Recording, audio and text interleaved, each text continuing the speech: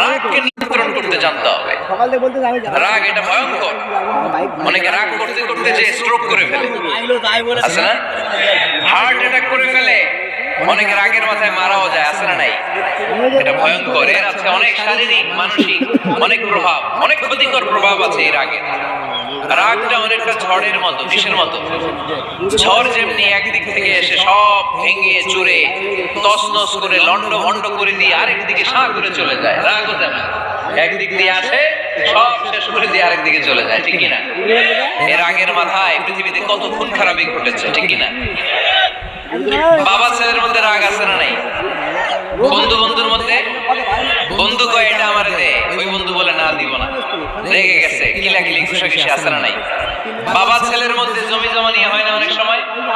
বাবা কয় এই জমি তুই পাবি না, ওলা কয় আমারই দিবা তুমি, বাপে কয় না দিব না।